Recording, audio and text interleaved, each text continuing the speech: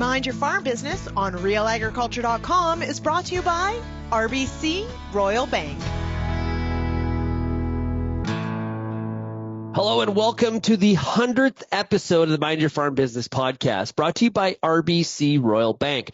I'm your host, Sean Haney of RealAgriculture.com. Today, we're excited to welcome back Dr. Jessica Metcalfe for a second conversation on a topic that resonates deeply with farmers and ranchers across Canada and the United States: dealing with stress, anxiety, and burnout. Now, in our last episode, we dove into the different symptoms and warning signs. Today, we're taking it a step further to focus on actionable strategies and practical steps for managing these pressures effectively. From recognizing the importance of sleep and nutrition to learning techniques for quieting that inner critic, Dr. Metcalfe will help us navigate the challenges that come with farming in high-stress work environments.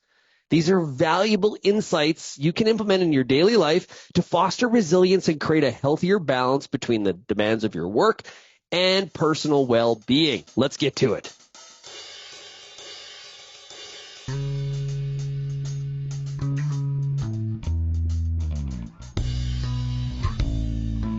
So, Dr. Metcalfe, now that we have identified, what is stress, what is anxiety, and what is burnout, now we got to deal with it.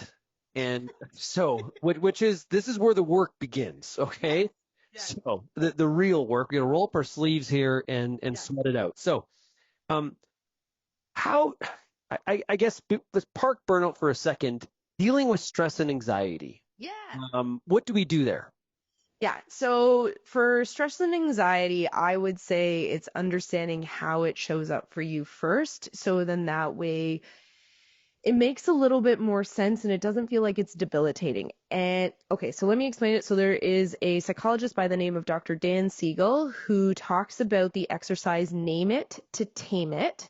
And essentially what you're doing is you're naming the emotion that you're experiencing. So you could be experiencing anxiety as a whole, but there's something else that's going on. So maybe disappointment or frustration or sadness or anger, okay? When you can name it, you take a moment and you figure out how it is actually showing up for you. So for anxiety, let's say you're getting ready for a new season and you're hearing that the weather system's coming through, that they're not going to be that great this year. So now you're worried, okay, are we going to have a sustainable crop year? And what does that actually look like? So now you've already started to think way in advance. And so now that future thinking is causing you to worry. But you are right now, you got to plant your seeds first, or you got to start off on whatever day one looks like for you. So let's focus on that one. So naming it to tame it, name it to tame it gives you the opportunity to take back that emotion, allow you to feel what it is. So you're feeling anxiety, your heart is racing, maybe you got that pit in your stomach. It's recognizing, okay, these are the symptoms that I am experiencing as of right now based on this emotion. It's not going to stay stuck in me. It will eventually pass. And the way that you can then allow it to start to move through you is recognizing, okay, my thoughts already started to go into 3, 4, 5, 6 months from now, but what do I need to do today? And so that's one portion of being able to understand how that connection between our mind and our body exists. For decades, and I'd say multiple decades at this point, probably even centuries, we've kind of disconnected like how our body, we don't really listen into our body. And so what ends up happening? Okay, well, let's say I have acid reflux or I develop some sort of stomach ulcer. Okay, I'm going to go to the doctor, or I'll just get a pill for it and I'm just going to keep working the way that I'm working. That's only going to give you a short-term response. It's not going to fix from a long-term perspective. So we need to start listening to what our body is saying. It is really easy to listen to ourselves when we have to go through surgery, when we have a cancer diagnosis and we have to go through chemo, or we break our arm. If we break our arm and we see a cast and it's 6 to 8 weeks, we have a visual representation that we need to take care of it. So don't put too much pressure on it. Don't lift too much weight. Don't get it wet. There's a whole bunch of lists of things. We can do that with how our just body feels on a natural basis every day, to be able to check in with ourselves, to be able to manage our anxiety as well. So then at that point in time, because we understand how it shows up, we then get to figure out, okay, because my heart is racing, because my stomach is churning right now, And let's say I'm at work. What do I need to do at work to be able to calm myself down? Okay. If you're outside of work and your thoughts are running wild, because it's usually in those quiet moments in time where we start to experience it, we then get to ask ourselves, okay, should I go for a walk? Do I need to do something physical? Do I need to write something down? Do I need to talk to someone? But we have to give ourselves the opportunity to be able to create these spaces and say, when I am feeling this, naming it, in order to tame it, I have to have something there for me to be able to tap into. Now, this is why burnout can take 1 to 4 years to recover from. It's because you have to figure out what works for you. So I know for myself, I can't and I don't want to go to a yoga class. Like it's not for me. Do I stretch? Yes. Okay, but it's in a very different way. I don't want someone telling me what to do. It just doesn't work. I've done yoga and every once in a while I'll throw one back in there, but for me, it just doesn't work. So you have to find what works for you. Do I sit and I meditate? Yes, 100%, but I'm sitting on my couch when I'm doing it. I'm not necessarily sitting on my floor with my legs crossed, where we automatically have, and social media has given us this perception of a visual representation of what these things are supposed to look like. They just need to be familiar and okay for you. That's it. It's no one else's mold. It's your mold. And what does that look like to be able to create what that mold of you and your self-care looks like? Well, I asked the question from kind of a reactive standpoint, but the things you described there are also very preventative. Yes. Yep. Right? From, whatever stress or issues you need to deal with that do come your way, Yeah. you're better able to deal with them, especially from a mental side, if you're going through some of those things that do work for you. And like you said, some things work for some people that don't work for others. You got to find your groove and experiment. Obviously, and I know when we had a chance to meet face to face, you had mentioned the importance of sleep, and I said I was a constant offender on this one. So why is it so important? So you mentioned reactivity, and when we have less sleep, we are more reactive. That's just science. It's what we know. Our capacity at that point in time to be able to manage stressors decreases, and we become more irritable, and our emotions become more heightened. And depending on understanding yourself, I know that everyone responds a little bit different. Your peak of anger might mean that you're so frustrated that you need to go for a walk because you're going to yell at someone, and maybe then you're going to regret what you end up saying. For someone else, that anger might actually turn into tears because they're still so frustrated, and that's where their anger just displaces itself. And so they choose not to write that email because it's still going to be just as angry at that point in time. And so when it comes to sleep, the importance of it is recognizing that instead of pulling from our sleep, because that's where we usually go, if we need more hours in a day, we pull from our sleep. I urge you not to pull from your sleep and to make sleep a priority. Turn it into something that is just as important as getting your to-do list done and reaching those profit margins.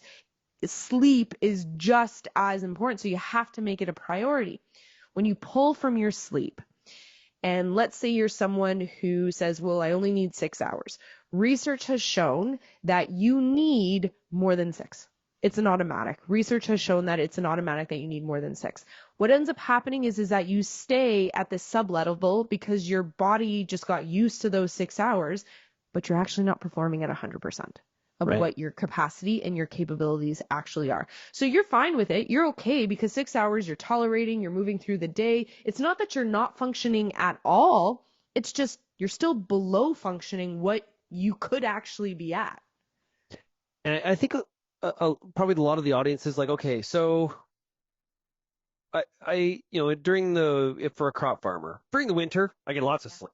Yeah. During, say, planting or harvest time, I have like a short sprint where I'm on a reduced, I have 4 or 5 hours. It kind of depends, but you know what? I'll do better during the winter period.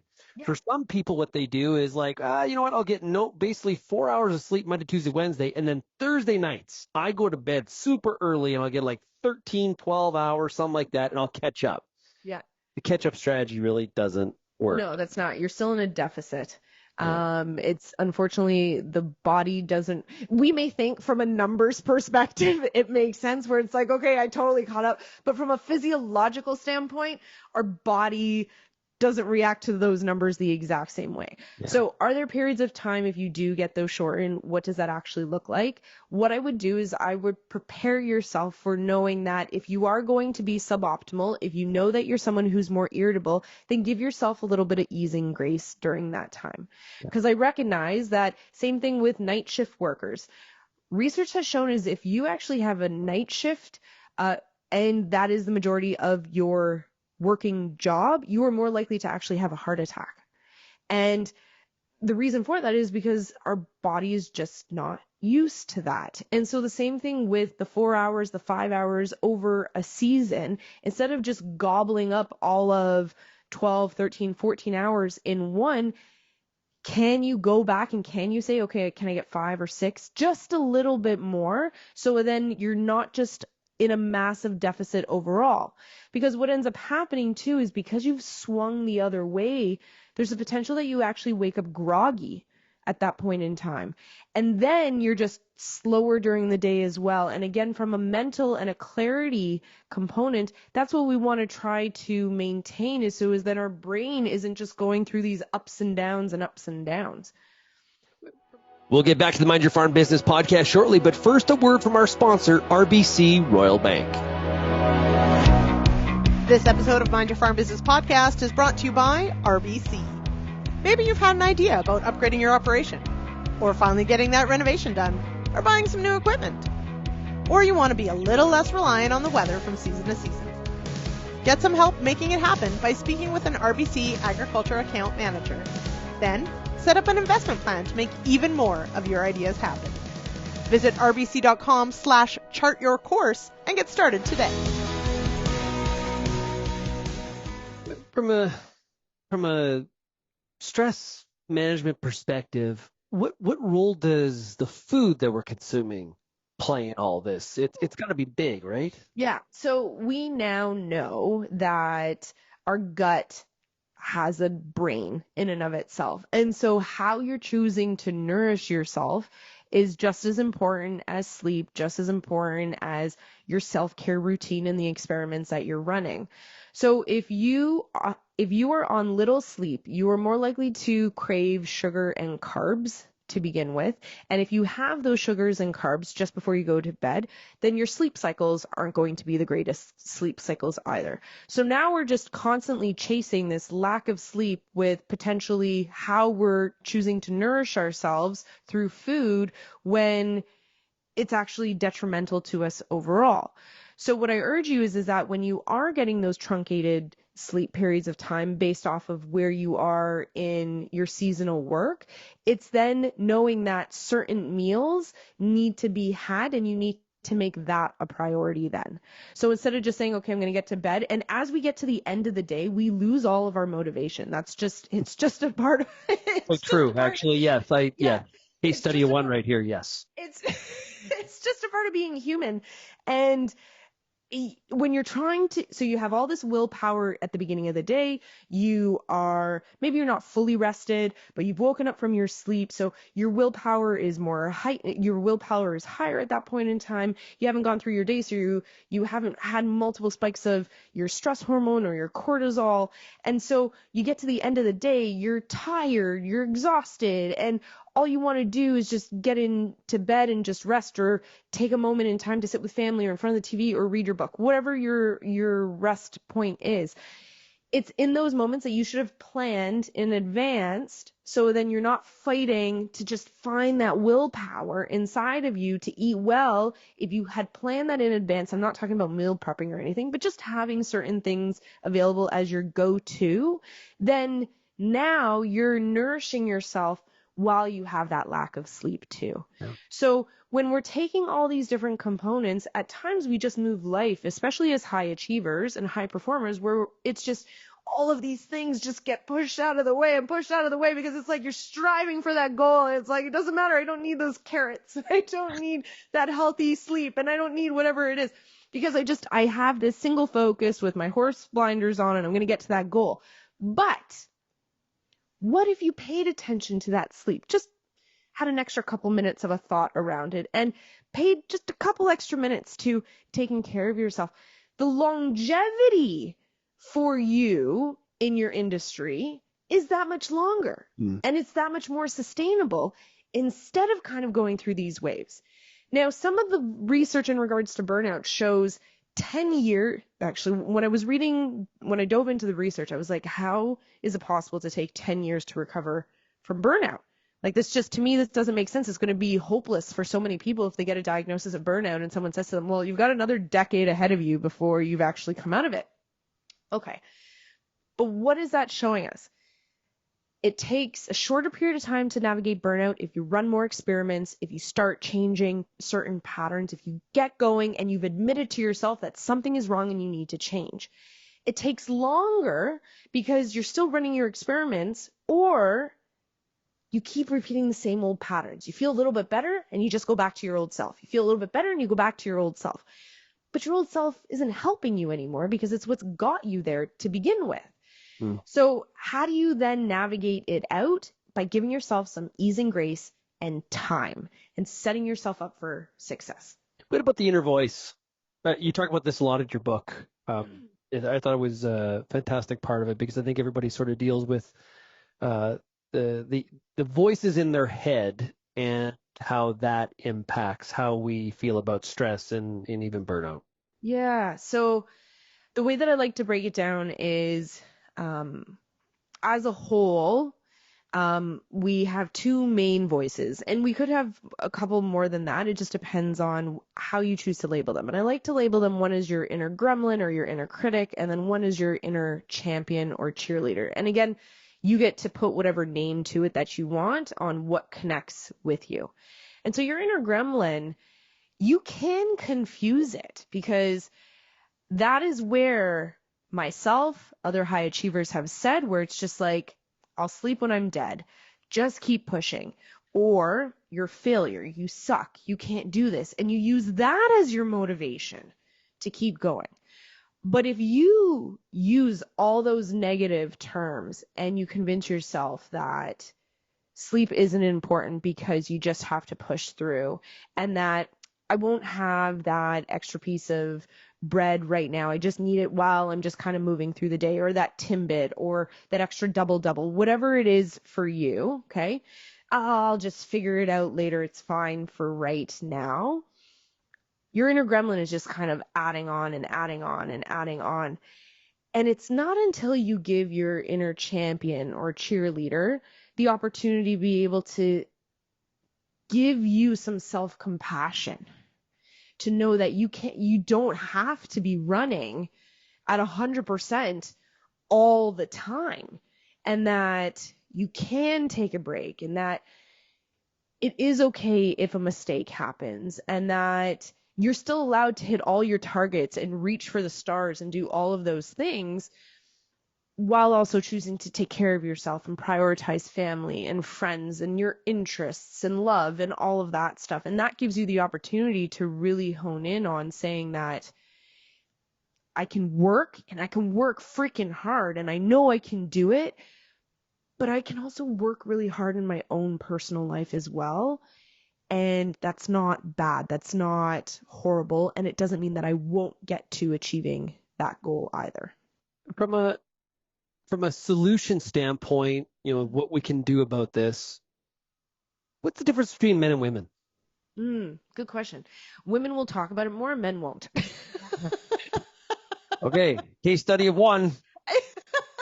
And I think that just comes from societal's expectations on how we still categorize women and men at times. And so the expectation for men is that you're supposed to be a provider and strong and masculine and come in on this white horse and save the day and all that stuff. And so if those are all kind of hidden biases that are happening underneath everything, and that's what maybe got passed down through family or through your friend dynamic or even on social media on what's being pushed to you on your algorithm, if that is all you choose to see, and then talking about what your inner voice is actually saying to you is bad, or asking for help, or just sharing what's going on right now, then you're never going to be able to figure out what you need for you, because you're never giving yourself the opportunity to explore. With women, because there's a little bit already of that underlying nurturing component and a little bit more of a safe environment to talk about it, we have more of those conversations. It doesn't change the fact, though, that there is still guilt and frustration similar to men around how we're choosing to speak to ourselves.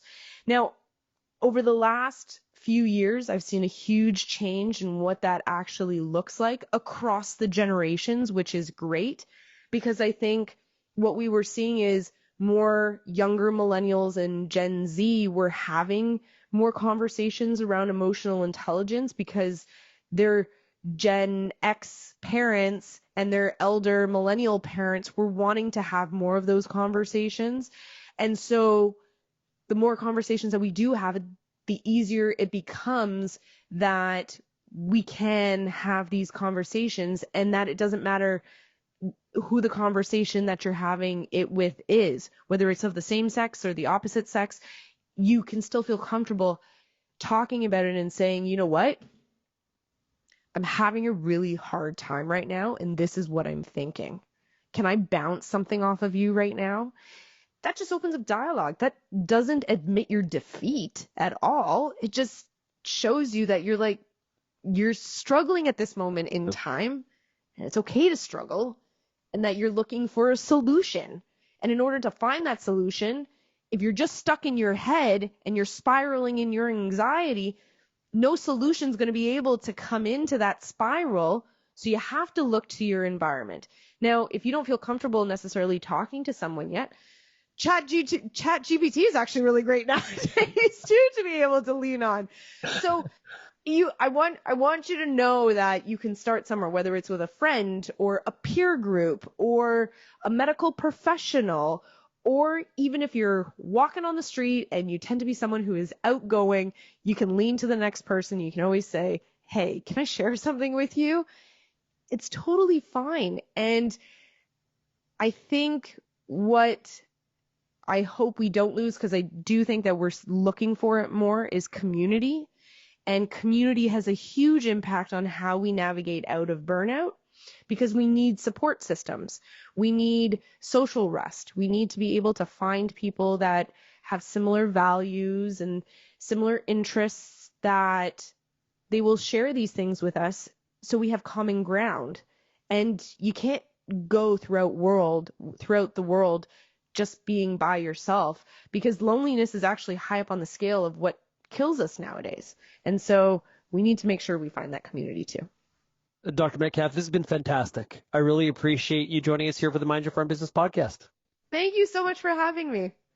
That brings us to the end of this special 100th episode of the Mind Your Farm Business podcast. A big thank you to Dr. Jessica Metcalfe for joining us once again and providing such practical and insightful advice on managing stress and burnout. Her strategies, from understanding the name it to tame it technique to fostering a supportive community, are incredibly valuable, especially in high-pressure environments like farming. Dr. Metcalfe's reminder to prioritize sleep, focus on nutrition, and tune into our bodies provides a solid foundation for anyone looking to build resilience and take better care of themselves. I know for me, I do need more sleep after hearing from Dr. Metcalfe.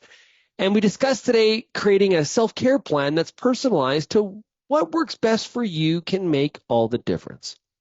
For more episodes of the Mind Your Farm Business podcast, head over to mindyourfarmbusiness.com or check out the podcast wherever you get your podcasts, like YouTube, Spotify, Apple Podcast. Also, thank you to our sponsor, RBC Rural Bank, for making this whole podcast series possible. Thank you for listening. And until next time, keep on minding your farm business.